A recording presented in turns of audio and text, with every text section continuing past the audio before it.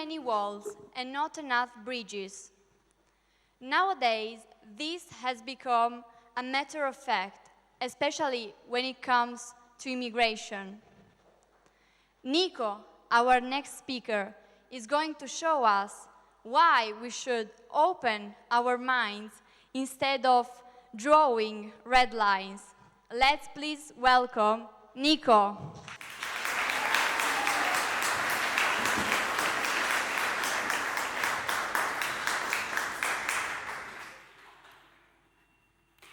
Before I joined a debate club, I pictured debate as a conversation between two politicians, and the communication style at times can be hostile. In fact, on some TV shows, we may see screaming going on when they are debating. But this changed last year, when I started doing a research to support a thesis for my first debate, and I was forced to examine both, the pro and the con side. I actually discovered debate considers different solutions of a problem based on different points of view. Why is it so important for this problem-solving approach to be applied not only in a conversation, but also in the real-life issues? Well, through debate, we are forced to put ourselves in others' shoes, regardless of our opinion. This makes us more cautious about the world we live in and issues faced by each region. This makes us lower our barriers. Which brings me to my topic, boundaries. A perfect example of a topic to debate on. The word border is centrally a key and recurrent of the contemporary debate, and in general, in minds of each of us. Border, boundary, frontier, limit are the words used sometimes synonymously to describe the end of something, the limit of science, territory, or patience. Borders have been around for a really long time. The Romans were the first to build a border in Rome.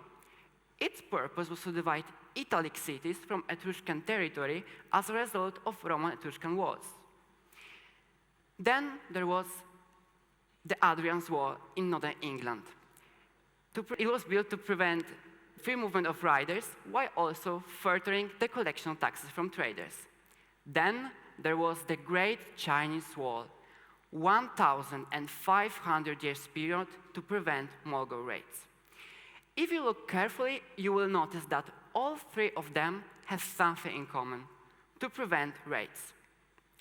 But today, the purpose of border has completely changed.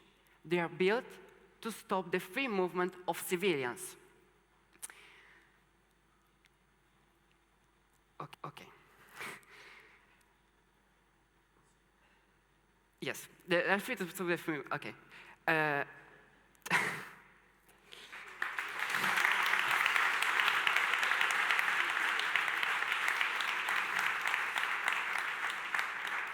2015, countries as diverse as Austria, Saudi Arabia, and Hungary announced or began to work on a new border barriers.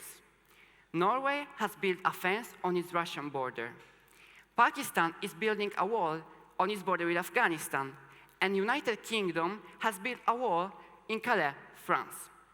What does it mean? What's the purpose for this? Borders demonstrate that politicians are doing something to address the perceived threats brought about by migrants, maybe economic.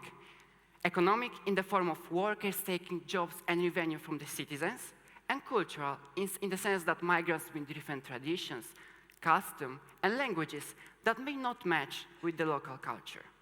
But in the reality, the encounter between different cultures may lead to enrichment for both. In fact, migrants are an important workforce and they support the economy by paying taxes and contributions. Furthermore, migrants' traditions, customs, and languages may be an important lesson for us, others, us and us. Diversity is the synonym of richness. Recently, Theresa May said that people who consider themselves citizens of the world are the citizens of nowhere. Leonardo da Vinci, Gandhi, and Einstein were the citizens of the world. So where does this put them? I'm a migrant too. I was born in Poland, and I moved to Italy in 2013 when I was 13. I fit in like a glove in both places, Italy and Poland. So, which country I am the citizen of? Italy or Poland?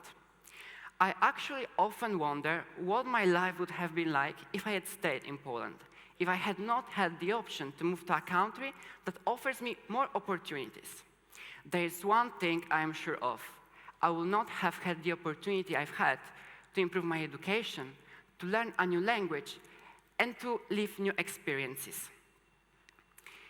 Unlike me, right now, there are billions of people stuck in countries where it's hard to get anything done, who have done nothing more than be born in a country that offers them less opportunities. There are lots of people also who are unable to leave their countries because the government not allow them to do so, or other countries will not welcome them. I was lucky because I did not find the world before me, and I was able to embrace a new life. Borders apparently are symbols of safety, but in reality, they weight us down. Theresa May, who said the citizens of the world are the citizens of nowhere, did not understand in which world we live in, because believing that we cannot be citizens of the world will lose us to the world. The openness is the only thing that makes us safe, because it allows us to run to a safety. And for sure, borders will not fix our global problems. People will continue to search better life conditions at the cost of endangering their lives. And this is the real cost of borders. Thank you.